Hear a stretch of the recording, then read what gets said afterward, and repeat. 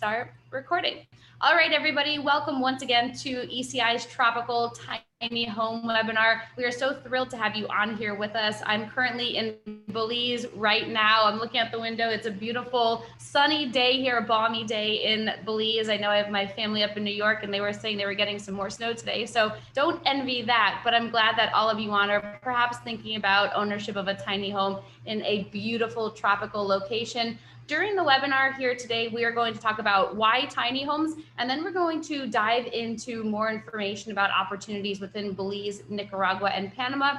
And then we will spend time going through your questions at the end. So if you have any questions that pop into mind, make sure you jot those down in that Q&A section of the webinar, and we will get to them.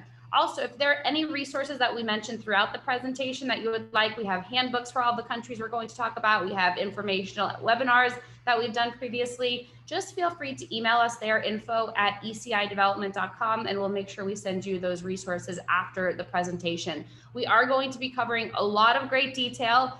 We are going to be recording this as well, so you'll get a copy of the recording. But for your more specific questions, jot those down in the Q&A or just shoot us an email for additional information. So my name is Rachel Jensen. I'm the Vice President of Sales and Marketing for ECI Development. I moved down to Latin America, to Nicaragua specifically in 2012, and I'm here in Belize at this point. I ended up buying real estate here in 2016 and made this my full-time home. About 5-6 years ago, I obtained my residency in Panama, residency meaning a green card. So it is an option if I at some point decide to go to Panama and live there full-time or perhaps work there. But in the meantime, Belize is currently home. With me today, I also have a very special guest, our Chief Operating Officer, Patrick Hebert.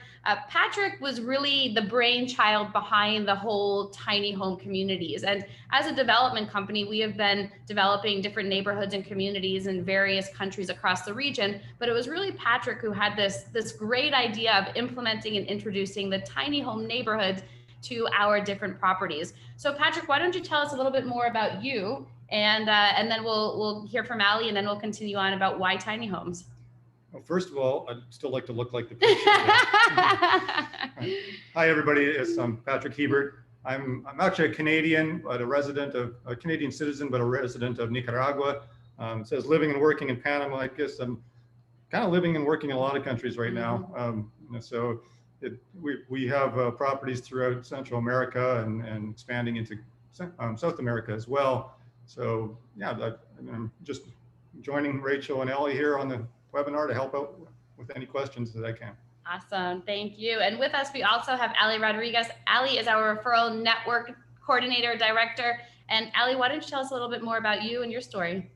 Yeah, so thanks everybody for being on this webinar today. I recognize a lot of names that are here on the screen. So thanks for taking the time out of your day to join us and hear more about these tiny homes. I'm originally from San Antonio, Texas, moved to Belize about 3 years ago and haven't looked back really. So glad to bring these opportunities to you guys and talk to you a little bit more specifically about Belize and tiny homes. Fantastic. Well, we're going to just jump right in. So what we're seeing as a development company, we as ECI have been in the space for about 25 years at this point, working in various countries throughout Latin America, Nicaragua, Costa Rica, Belize, Panama, and we are also looking at more future acquisitions in countries like Ecuador and Argentina. And what we're seeing, there are a handful of reasons why people are buying real estate overseas. And perhaps one of these reasons that you see here on the screen resonate with you. Maybe you're looking for that global diversification. Over the past year, I can tell you we've seen this reason pop up more often than not, where people may not necessarily like what's going on in their home country or don't want to put all their eggs in one basket, as I'm sure we've all heard that saying before. So they're looking to diversify into a different country. And that just helps generally protect your overall portfolio. We're also seeing that through some tiny home programs or through some real estate programs, you are able to obtain a residency. So essentially think a green card in that country. For example, in Nicaragua, with only a $30,000 investment, you're at least $30,000 investment into the country, you are able to apply for residency. So we've had a handful of our tiny homeowners decide to get their residency in Nicaragua as a nice pro to the ownership of the real estate side as well. So it's a plan B. It's a great way to protect your most important asset, which is you. In addition to that, we see a lot of people who are looking to own real estate overseas as an investment opportunity. The countries that we're going to talk about all vary on the real estate investment curve in terms of location and what you can expect in terms of investment, whether it's appreciation or rental income.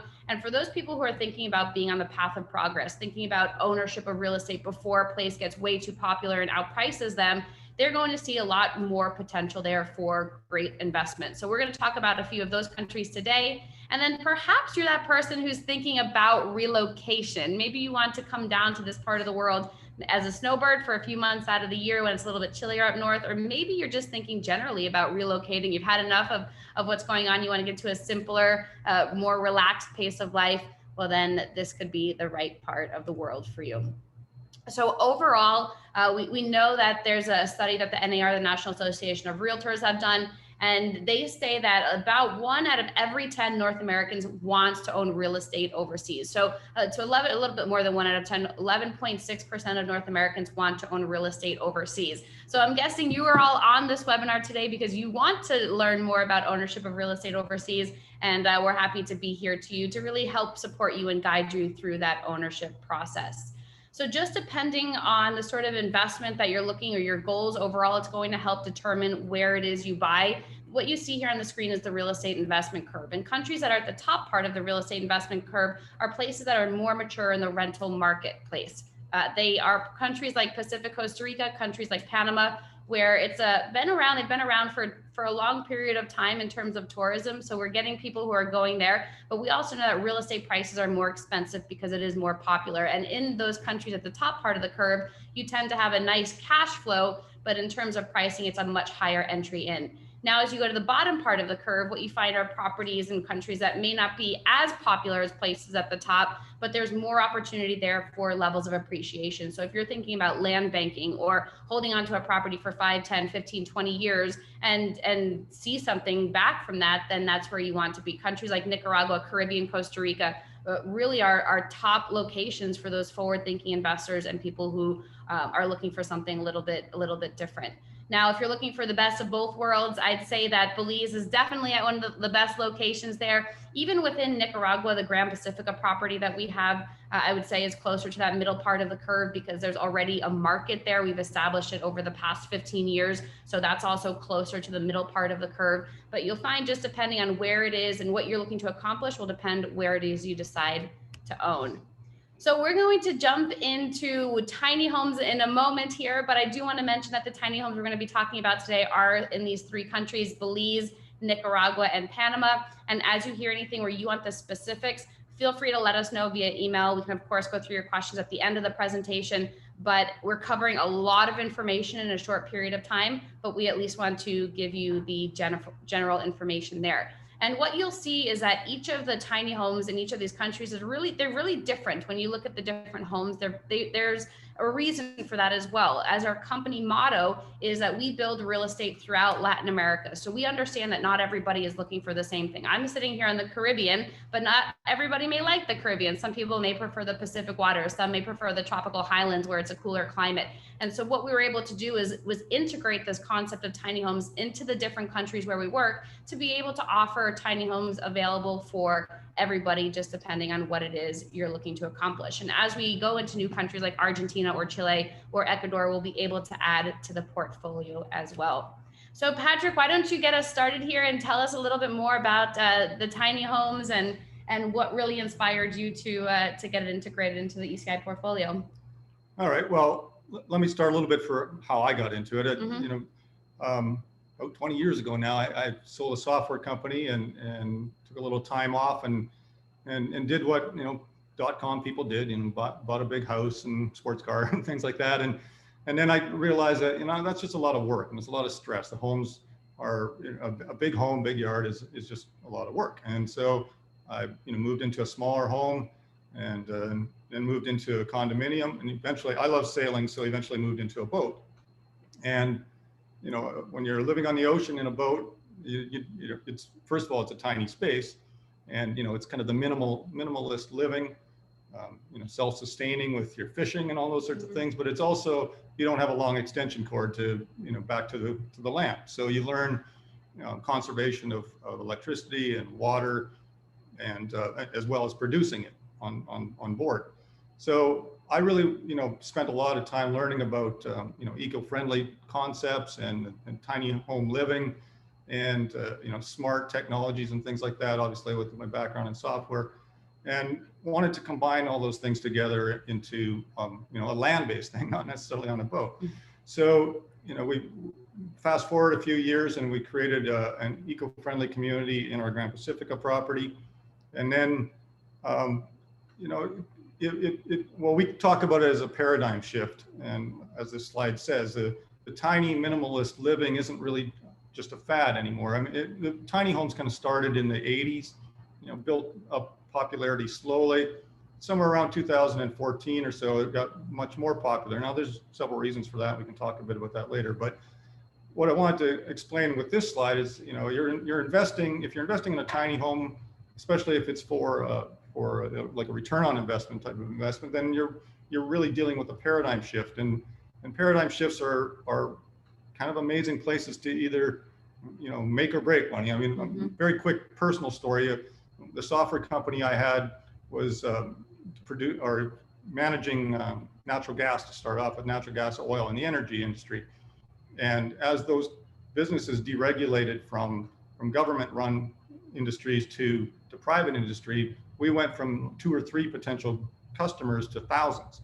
And that was a paradigm shift that made our software suddenly be in the right place at the right time.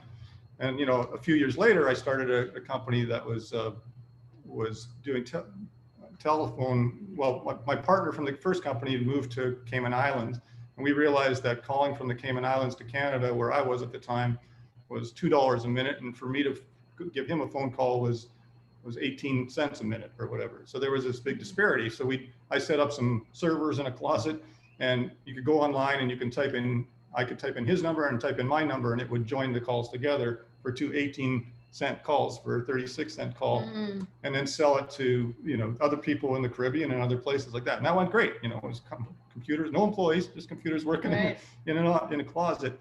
But then the paradigm shift happened, and voice over IP happened, and we didn't move fast enough. And all of a sudden it went to Skype, and your 36-cent call became 0.01 cent. Right? So I've been on the side of good paradigm shifts and been on the side of paradigm shifts that hurt. But anyway, to go into this one a little bit more, but there's lots of paradigm shifts that you've been through. Like when I was a kid, we had Encyclopedia Britannica. Now you Google everything, right? Nobody even thinks about that anymore. Wi-Fi on airplanes is becoming more and more common. So you can get work done on a plane. My most interesting one I had the other day was an Uber car came to pick me up, and it was without a driver. It was a Tesla car with no driver. Oh my gosh. And I didn't think I'd actually be alive, in that, to see that kind of thing, but it was pretty cool. So, there are lots of paradigm shifts happening. So can I do it with this? Yeah, we'll do that. There we go. Okay. So we're going to just jump right in and talk a little bit more about these tiny homes. Yeah, I don't have to read all the slides for you. I mean, we can go through this part, fairly quickly. Obviously, there's a lot of benefits to tiny homes. For me, there's a number of things. Obviously, a smaller space. Right? I mentioned earlier, it's less stressful to take care of a smaller space, and smaller space obviously is less expensive to heat or cool, or in our case in the tropics, to air condition, and so your bills, we do gray water recycling and things like that too. So your water bills go down, your power bill goes down, with the sustainability of the communal orchards and gardens and things, you can be pretty much self-sufficient in these tiny home communities. So it really is, a removal of stress and costs, what it boils down to. And, going on about the paradigm shift, have you ever felt like simplifying your life? A good half of Americans have. Right. And the trend now is called right sizing, where for us, the size of the tiny home, everybody thinks, well, I can't really live in that. And maybe if it was in North Dakota, it would be difficult in the winter because you're in a small space. But where we are in the tropics, what are you really using in your home? You're using the kitchen and you're using the bedroom. You don't need a great room, you don't need a big living room, you don't need all these other things, because outdoors becomes all those other things. And so you spend all your time outside, except when you're kind of cooking and sleeping. So, the tiny home idea doesn't really change your life that much, other than, like, for myself now, I take my laptop and I go work outside on the deck and watch a Super Bowl outside or whatever. So the whole right sizing thing is just built around what you really need for living, and especially in these climates. So there's been a huge growth especially in the last 6-7 years of the tiny home market. And when we're talking about tiny homes, so we're generally talking under 600 square feet, and there's other categories above that, mini homes and others. But the trend of tiny homes in general has been very popular. And I think one of the main reasons, and I'm not sure, well, we do have it on this slide, one of the main reasons for the popularity is it's an ideal location for digital nomads. And by digital nomads, it's basically knowledge workers who have chosen to work in one place for 4 months, the next place for 3 months, and so on, and just keep doing that. And you can move around the world and continue to do your work. If what we call a knowledge worker, somebody that can work from home, basically. And another reason for the most recent extreme boom in this market has been, with everybody having to work from home because of COVID, we've really seen two things. It's the same, two sides of the same coin. One side is employees have realized that they can work from home, but maybe more importantly, employers have realized that their employees can work from home. Right. So what you really see is people, a huge boost in the number of people that are able to work from home. Right, and we're seeing that now already too. We're here in Belize, and I've met so many people at this point who are down here for some stint of time, whether it's a month or 6 months or plus. They're just coming down here because they're able to open up their computer, work from the beach, do their conference calls, do their emails, or whatever it is they want. And then from there, they're able to enjoy the tropics like this. So I think that it really has been a huge reality check for a lot of businesses to realize, and people to realize, that they can digitize what they're doing and do it from anywhere. And the other one thing from the previous slide, Oh, sure. Go back there, but the one thing from the previous slide is people think, oh, it's just a millennial thing, right? And it's not. 40% of tiny home owners are over 50 years old in my category, right? So, and then if we move on to we call our communities test communities, tiny, eco, smart communities. And so obviously the tiny and the tiny homes, eco-friendly is the second part of that. And as it says on here, it really needs no explanation that, everyone these days is thinking about how to be more earth friendly. And tiny homes are, by just their size alone, are eco-friendly because they're a small footprint, they take less power. And we do a lot of things. We have, like I said, we have gray water reuse. In many of the communities we have, they're entirely off-grid. Some of them are hybrid homes. And, so we're really taking advantage of features, the grass roofs, green roofs.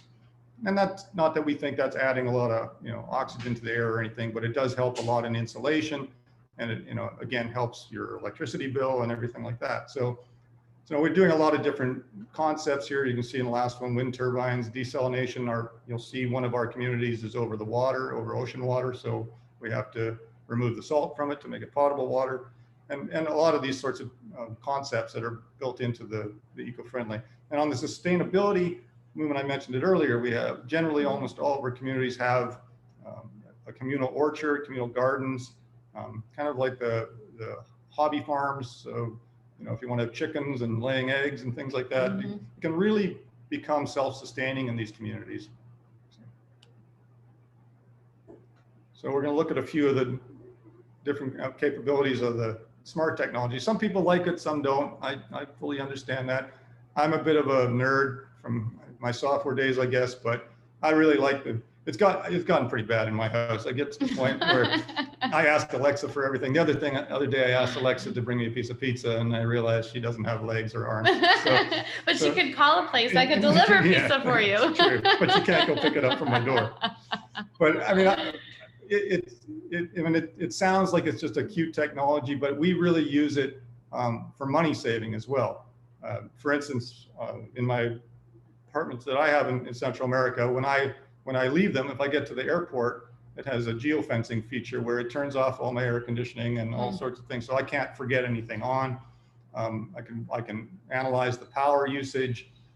Obviously, you can have security cameras. Right, but I also use what I would call the lazy features. Like when I get home, I say, "Hey Alexa, I'm home," and she turns on the radio station that I like, and the coffee maker goes on, and all the different things. But it's not just for convenience. It is really for saving money, and that in the big picture is a big thing about the whole tiny eco movement. I mean, we all know eco-friendly means that you're being a good Earth citizen. But we call ourselves eco-sensible and not eco-crazy, eco-fanatics, because to me, the eco-friendly movement really gets traction when it has financial benefits as well. So everything that we do on the eco side and anyone is also, I mean, obviously solar panels are great, but they also keep you from having to pay a power bill. So, there's a connection there, right? So thanks. Yeah, of course. Appreciate your help with the Yeah, buttons. of course. So I've explained a little bit about the smart home technology, but one of the other things it lets you do is analyze the power usage that you do have, and you can learn from it, right?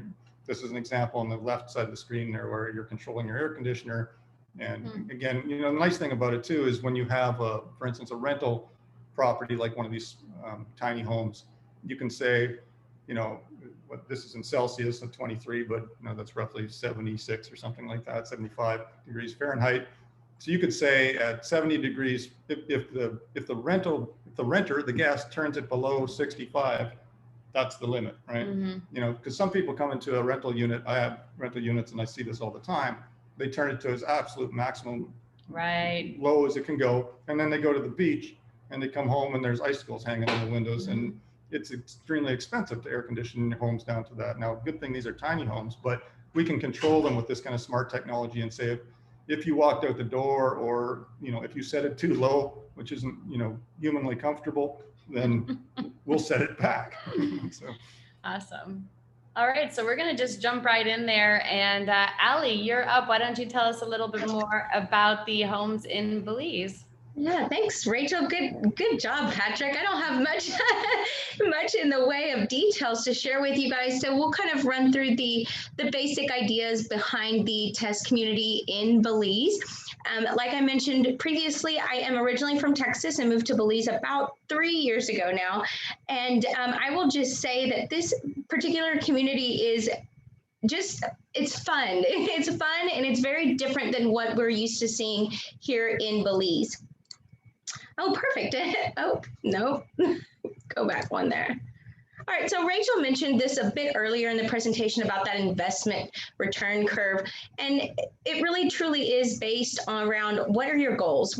If you want to be at the high end of the curve and have instant return on investment, then you are looking more at Panama, Pacific, Costa Rica. But if you'll see there, right in the middle of the curve, which is like what we call the sweet spot, is Belize. Belize is beginning to be noticed as the tourism increases and flights previous to COVID were just accelerating and increasing rapidly on just trying to get people down here. They couldn't meet the demand, and so the flights were increased to get here. So there is movement into this area. People are starting to see Belize and recognize Belize and want to know more about it, and even investing in Belize in real estate. So why Belize? Just some quick, I'm just going to talk about the first three there, but easy access from North America. Like I just mentioned, flights to get to Belize from let's say Texas, where I'm from, is about 2.5 hours. There are direct flights from different parts of the country. So it's very easy to get to and from Belize, which is good for many reasons. If you have family that you are, leaving back home in the States and you need to get back to them quickly, it's fairly easy to get a quick flight back.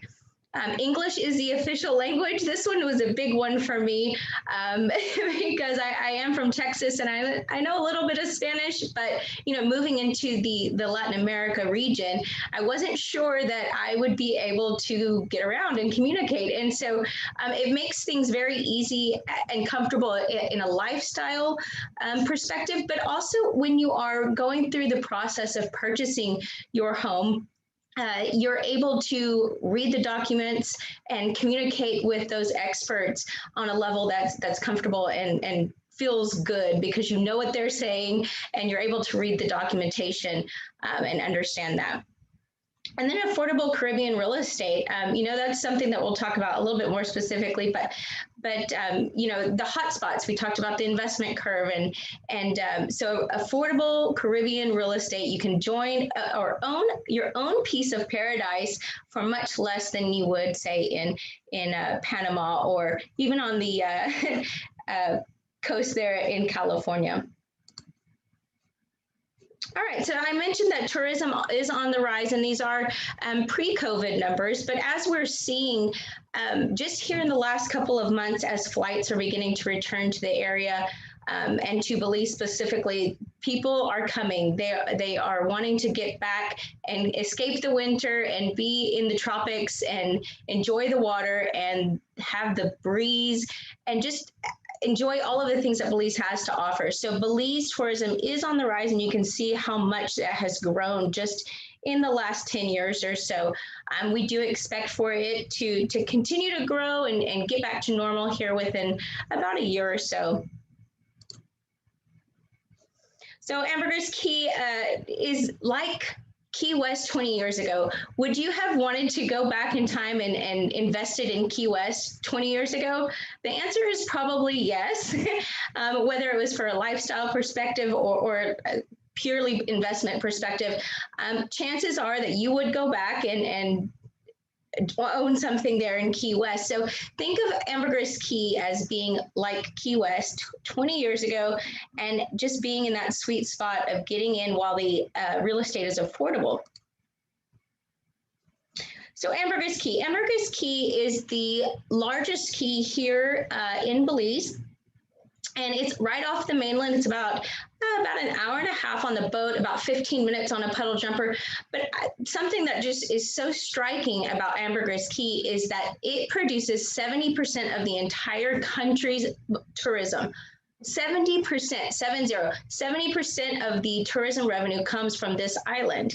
And that is why we have seen so much of a rise in tourism, is that the opportunity to relax and enjoy the calmer island lifestyle, but being so close to the United States, like I mentioned earlier, and also to the mainland activities are what are driving people to come and visit.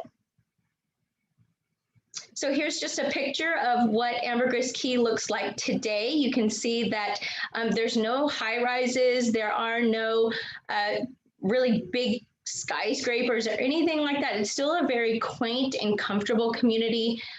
You've got a few over the water bars and docks here, but you can see all the boats, mostly sailboats. There's lots of sailing here. We even have a sailing club. So lots of fun to see the boats going by on those perfect days for sailing. And then this charming, colorful community. One of the reasons that I ended up staying here in Belize is just everybody is so friendly. Their lifestyle is calm and relaxed, and they are just the most friendly and welcoming people. You can communicate with them. They'll sit and tell you stories for hours. They'll talk to you about their culture and their background. And it's just something that's a lot of fun and welcoming. But also something to know is that here on the island, there are a few full-size vehicles. Mostly if you have an actual automobile, it's like a Mini Cooper or something tiny like that. But the primary mode of transportation here is golf carts. So it makes it a lot of fun to drive around town and wave at your friends. And it's just very relaxed. And you can see here the golf carts parked along Front Street there. And just obviously the fish and just the scenery in general is just incredible. This is Front Street. This is the Central Park in Front Street. Lots of colorful Caribbean feel to even the park benches. And then, of course, the best diving in the world. So we are located, Ambergris Caye is located right off the largest living reef in the world. So, you have the Great Barrier Reef, but the reef here is the largest living reef in the world. And the diving is absolutely incredible. When you think of vibrant and lots of movement within the marine life. It's here, and it is, I cannot just specify enough how beautiful the diving and even snorkeling is here off Ambergris Key. So Belize tiny homes, I'm gonna run through these details fairly quickly, but just know that if you have questions, you can type them into that Q&A there at the bottom as I go through this, or feel free to email us at info@ecidevelopment.com.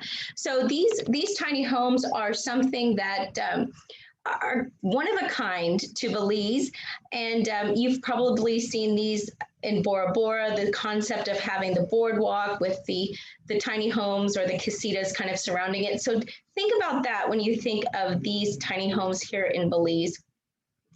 So it is located on the west side of the island, meaning it's not on the Caribbean side, it's on the west side of the island, which protects it from, the hurricane winds and things like that.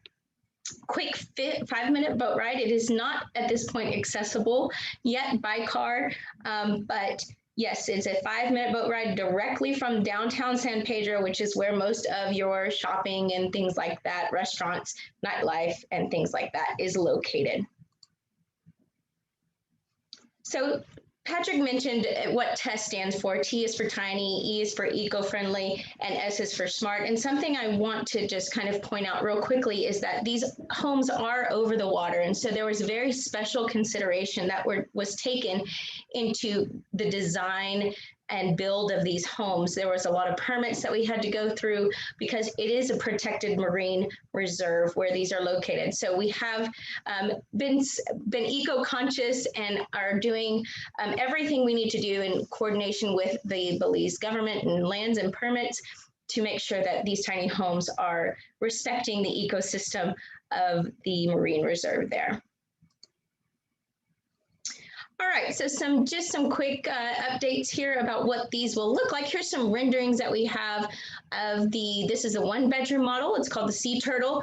We have one home left in this community for this first phase. So there's one home left. It is a 1-bedroom model. So this would be similar to what is planned for this particular model. You can see out the window there, the homes, but one home left at $169,900 plus closing and furniture. We had some other models here. We had a starfish model, which was the loft model. That one is sold out. We also had a blue coral model, which was a studio model that is also sold out for this phase.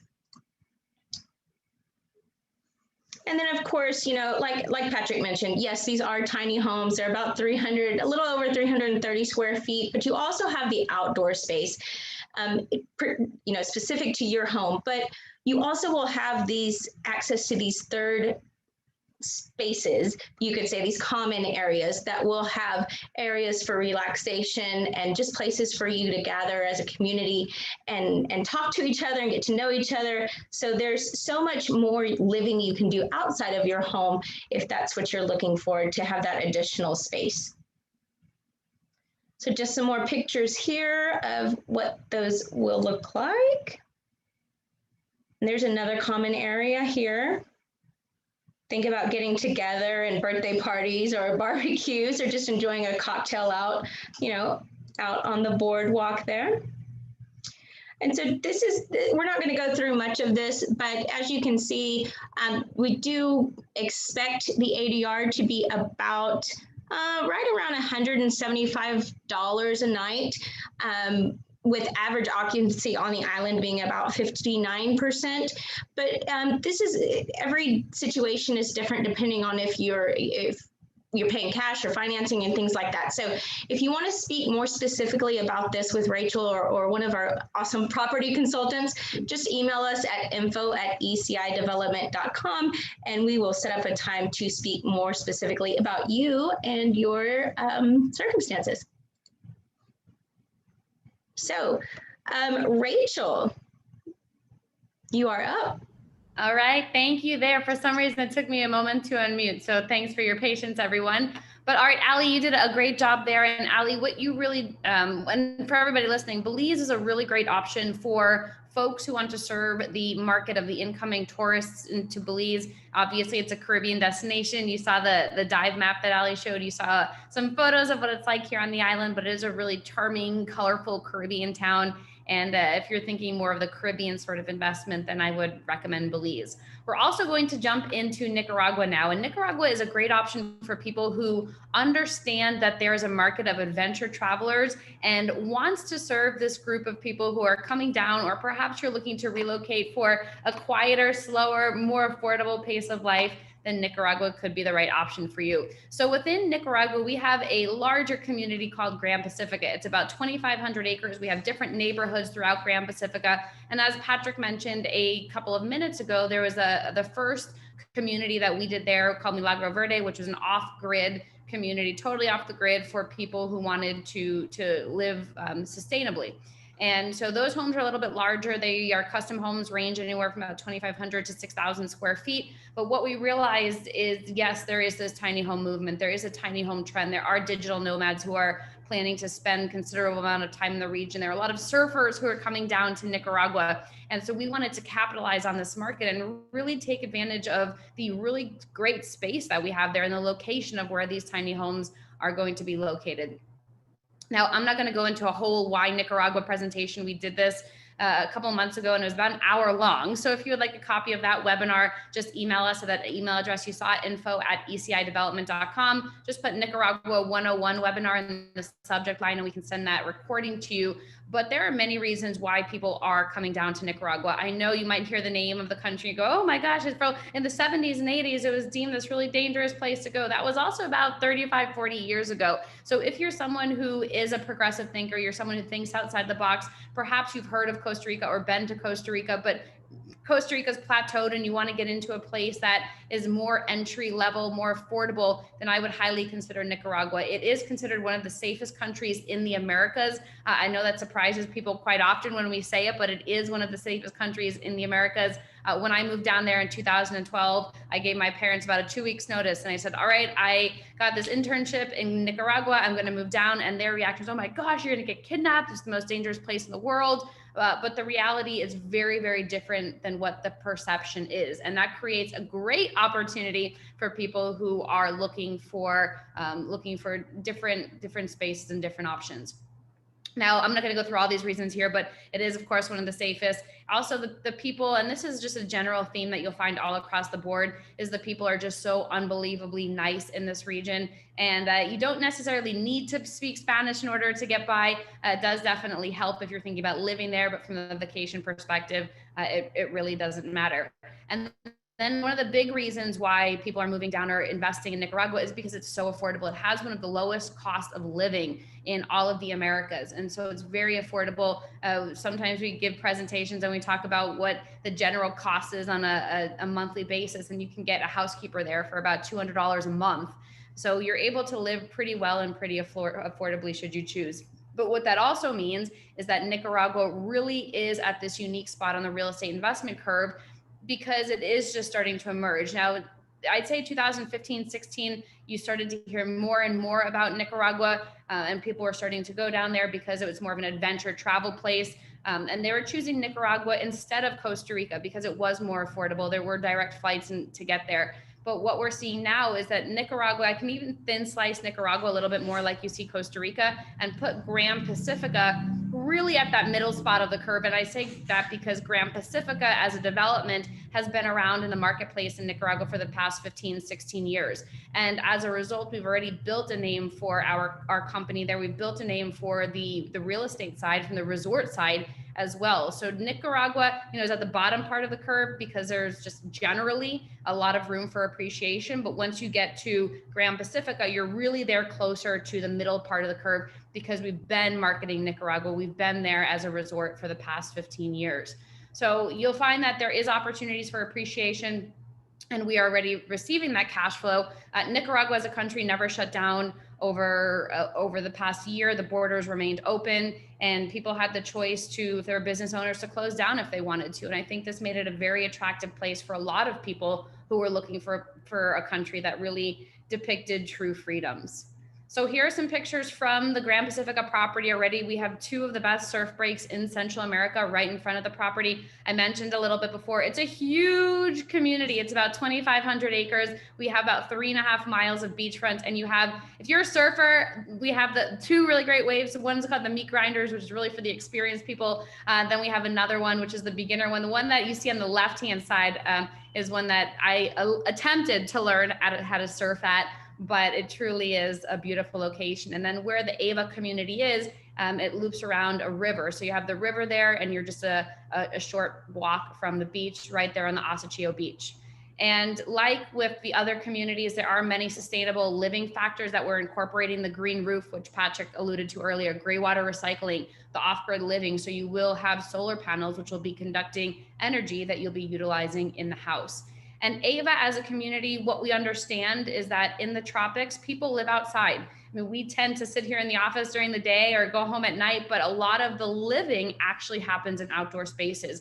And so within the Ava community, there are going to be those third spaces, the pool, the park areas, or if you want to go have a picnic, maybe you're into growing fruits and vegetables, you can have your own garden or go to the community orchard, or there'll be a palapa there for you to go do some yoga should you choose, or a viewing platform if you want to just sit up there and enjoy the views and the sunset. So there are a lot of features integrated into Ava that we've thought about thoroughly.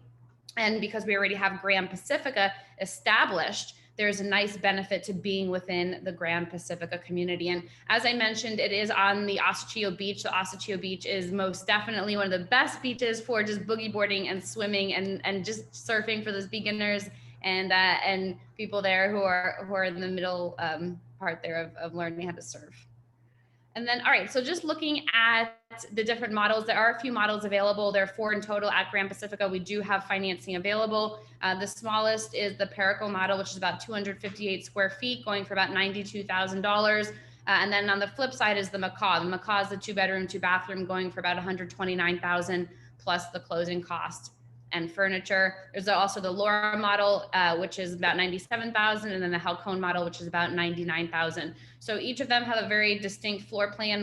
Depending on what your ultimate goal is and what you're trying to accomplish, you may see that one floor plan better fits your needs than the other. And so what I'm happy to do, I'm not going to go through each nook and cranny here, but what I would recommend doing is if you'd like to see each of the models, just let us know, Ava, and we'll be able to get those details to you. I think some of the two of the more popular have been the Laura model, which is what you see here, and then also the Macaw model, which is the 2-bed, 2-bath.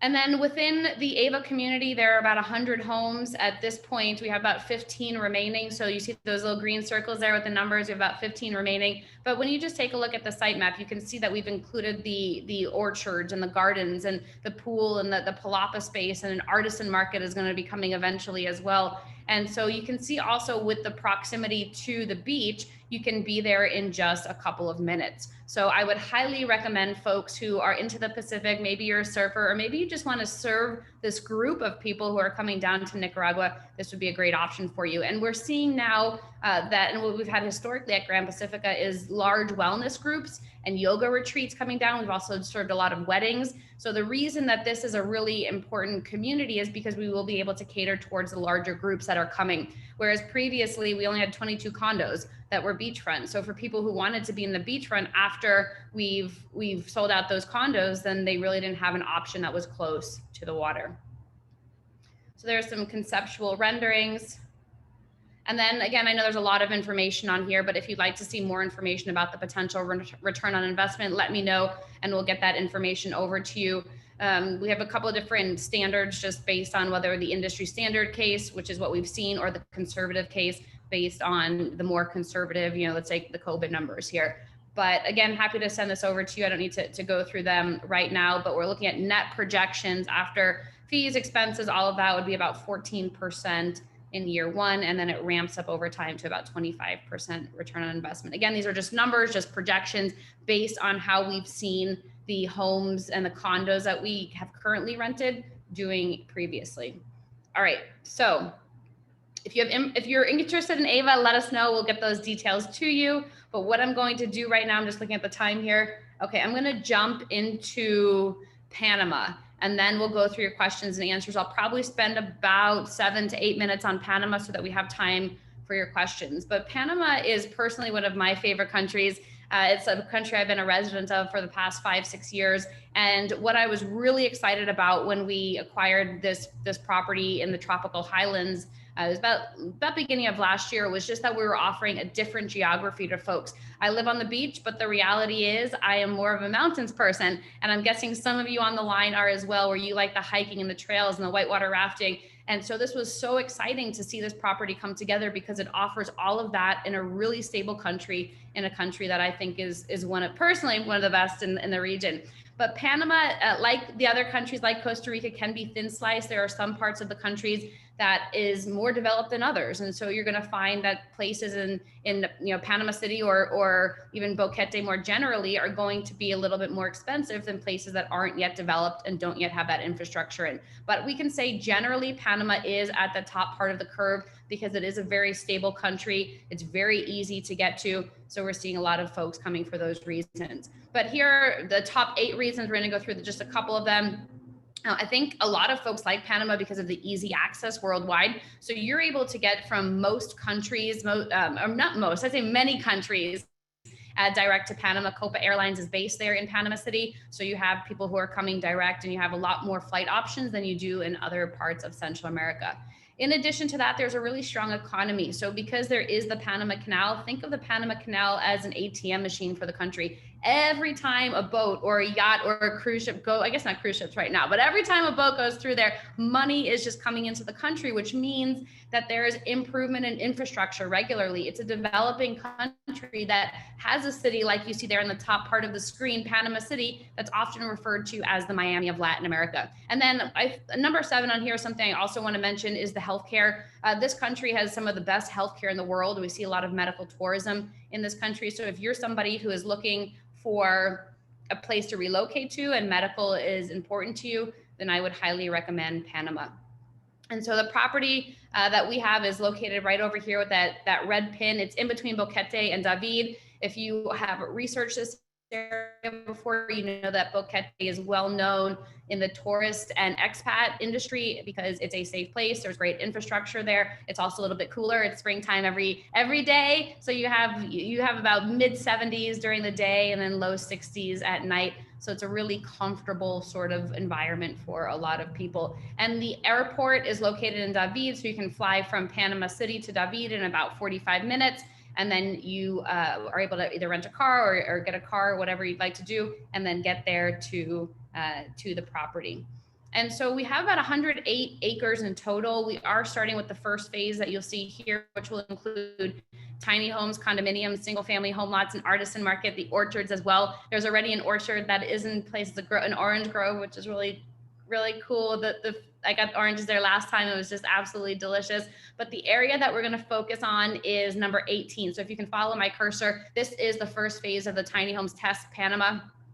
We are still about a month or 2 away from actually launching this project, but we are very close to having the final details available to you. I just wanted to give you a little bit of a teaser. So here's a quick overview. You can see in the background there's the entrance. The orchard and gardens will be on the right-hand side, the artisan market continuing on. And then test phase 1 is going to be about a block down from where this picture actually shows.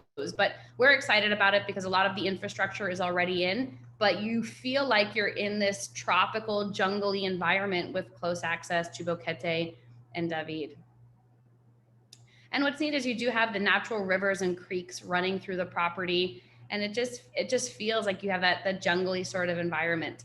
So with these test homes, some things that I want to mention to you, I think the thing that I find really interesting is the fact that it will include teak features. So teak hardwoods, some of you may be familiar with the teak that we have in Panama and Nicaragua, the plantations. So we'll be integrating teak into the construction of these homes. Teak is a beautiful hardwood. It's a very nice, expensive hardwood. It's used in a lot of construction for durability. And also using a lot of boats and outdoor furniture. So I'm excited about that. If you choose to add the smart features that Patrick talked about, you certainly can. And then we have a few different models just depending on what you're looking at. Now, I do want to clarify that 1, 3, 7, 9, and 11, a couple of them, and 4 of these, and 4 of the homes in this location are already sold. But just note that it's not really a river view. You do have jungles and greenery between you and the river, but it is going to be an area where you'll have a deck to be able to walk right out and have the greenery all around you. So think of it kind of as a tree house above the river there. So there are 3 different models. There's the hibiscus model, which is about 600 square feet, estimated at about $149,900 plus closing costs. So you can see the wood, the teak wood that will be integrated into the homes. The Heliconia model, again, about 600 square feet, $149,900 plus the closing costs and furniture.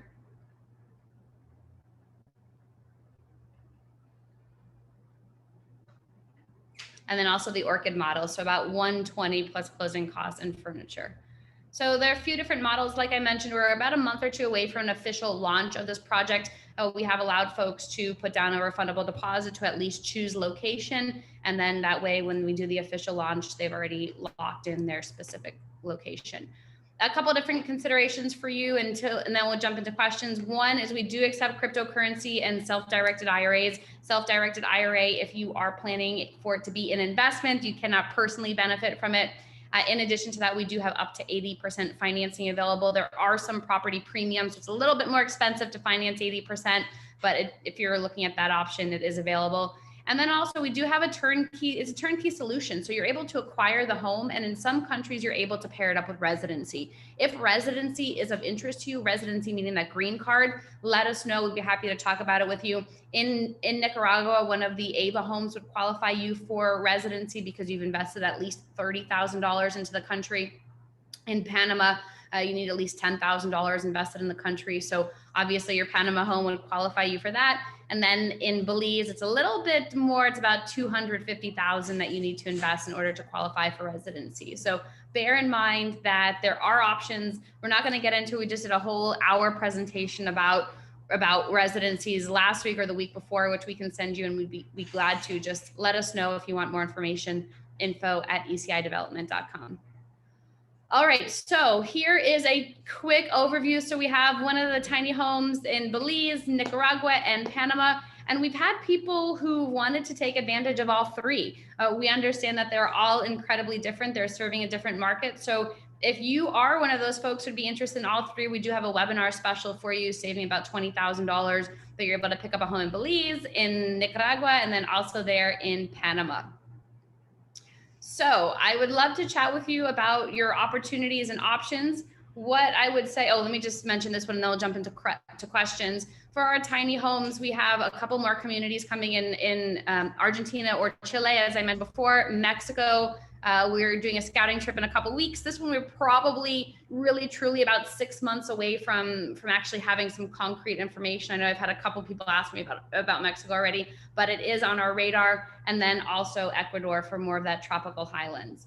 So if you would like more information, and perhaps this is your first time buying real estate in another country, I would highly recommend that you have the Global Property Resource Kit. This is a complimentary white paper that we'll send to you. Just email us there with that subject line, Global Resource Handbook or Kit or whatever you want to call it. We'll understand and we'll get that emailed over to you. One of the best parts of this handbook, I personally think, is the 15 must-ask questions when looking at property overseas. And I say that's one of the best because you may have heard the line before, you don't know what you don't know. And if you have purchased property in another country before, you understand that things are just a little bit different. If you haven't, well, having questions like, is it plumbed for hot water, is going to be part of your due diligence process because it's just not standard here. So make sure you request that. We'd be happy to email that over to you. And what we'll do now, I'm gonna just look at the time. So we have a few more minutes here. Let's go through your questions and answers.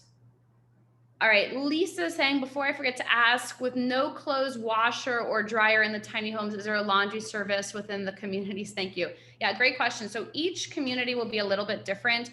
In the AVA community, which is in Nicaragua, that is totally solar. That's all off grid. And the 2 biggest consumers, well, there are a few, but the 2 biggest consumers of energy that we can mitigate are dryers and dishwashers. And so there will be a wash machine there, and you can always hang dry your clothes. That's pretty standard in this part of the world, and they dry pretty quickly because it's warm out. But if you don't want to do that, you can also use the laundry service that we have at the hotels. They'll be able to do your laundry for you. and make it work. Within Belize, that is a hybrid system. So it's going to be using solar during the day, and then you'll connect up to the grid at night. And those homes do have an option for a washer dryer, one of those stackables should you choose. So it's just up to you. But if you wanted to use the facilities there at the property, you could do so as well.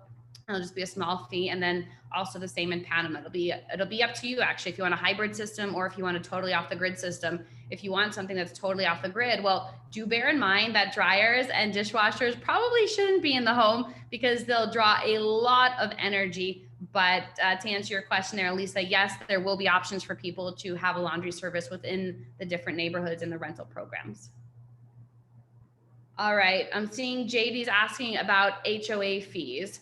All right, so the HOA fees vary across the project. In Belize, it's about $250 a month, and you're living over the water, so there's a little bit more maintenance that needs to be done, upkeep of the boardwalk. In addition, as Ali mentioned, the location of the tiny home in Belize is on the west side of the island, so there'll be a boat that goes back and forth for the owners and the residents, and that will be included in the HOA.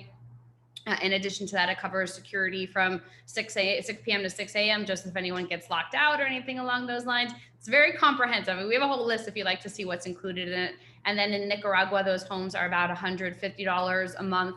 And we are working on what it'll be for Panama, but we can certainly keep you updated. And then JD, if there's something specific that you wanted to know about or a specific home, I see you asked another question about the water, sewer, electric, trash. Just let us know and we can send you those specific because it is a little different per community. Janet is asking, do the tiny homes in Nicaragua have kitchens? Yes, they do. And we can certainly, Janet, send you the different models so you can take a look at what those look like. And then Sabrina and Jay said they want to be in touch about the test phases. You got it. All right, so Jay and Sabrina are asking about the solar and the battery storage within the square footage. I don't have that number off the top of my head, Jay, but we can certainly get that over to you. Do note that in the tiny homes in Belize, there will not be battery storage. It was one of the ECP, the environmental clearance requirements, because it is over the water and we wanted to make sure we weren't leaking or putting anything in the water. But that one will be just solar panels during the day and then connect up to the grid at night. And we can certainly talk to you about that a little bit more. All right, Taryn is asking, is there a plan where there'll be option to upgrade furniture as it ages or tech as it becomes obsolete? Yeah, that's a really great question, Taryn. And in our return on investment charts, it's typically within year 5 or 7 where we estimate that you'll have to do an upgrade for the furniture. There's just the general wear and tear, especially if you are renting it out. So within that 5 or 7 years, you'd be able to upgrade or replace as needed. Carol is asking if they're all dog friendly. Yes, they are all dog friendly. We do love pets and animals. So if you have a dog that you want to bring down, Carol, you're more than welcome to. Emily is asking where in Mexico. I can't tell you that part yet. I would say, Emily, circle back to us in a couple of months and we'll let you know. There are a couple of options that we're exploring, but we will certainly keep you posted as that all comes together. And then Sebi is saying, how does the financing work? So there are 2 options. You can finance 50%, up to 50%, or you can finance up to 80%. If you are financing either one, you'll work with Key International Bank. They're based here in Belize, they're actually located right across the street from us. So you'll be able to do your financing with them. Please note, and I don't want to get too nitty gritty and into the details, in Panama, or if you're buying the property in Panama or Nicaragua and you're financing, you'll have to set up a Belize International Business Company. That Belize International Business Company will be the owner of the real estate. And then from there, the bank is able to finance that for you. If you're buying the property in Belize, you don't have to worry about that Belize IBC. You're able to title that in your personal name or however it is you choose to do that. But Sebi, if you have a specific project you're interested in, let us know and we can send you those details. All right, Jay and Sabrina are saying the rainy season concerning River David and the elevation concerning the 100-year floods. Yeah, that's a great question. So where we're located on the Rio David, is there's a ridge. I mean, I don't know the how tall it is, but there is a ridge between the river and then where our property is. So I mean, it would have to go up quite substantially in order to even get to the property there. So we have hiking trails there already, so people are able to go down from the tiny home area and then go into the river. But it's definitely not at the same height. It's pretty substantially above the river. All right, another question I'm seeing is, do you have rental management programs? The answer is yes. So within all of our different communities, we have a rental management figured out and sorted. And within Belize, we've been here on the island since 1998, operating a hotel. So we have that part down pat.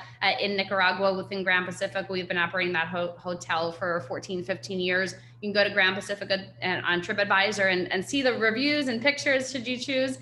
So that's easy enough to just segue right in there. And then Panama, we will have it as well. All right, I see we're a little bit after the hour here. I do like to be respectful of everyone's time. So if we did not get in touch with if we didn't answer your question or we weren't able to get to it, I see a lot more here. Just reach out to us, info@ecidevelopment.com. We'll get those answered for you. And in the meantime, Ali, thank you so much for all of your assistance here. It's lovely having you on. Yes, it's my pleasure. Thank you. And then for anybody else, if you have any questions that pop into mind, reach out and we would love to hear from you. Have a really great day, everybody. Bye-bye.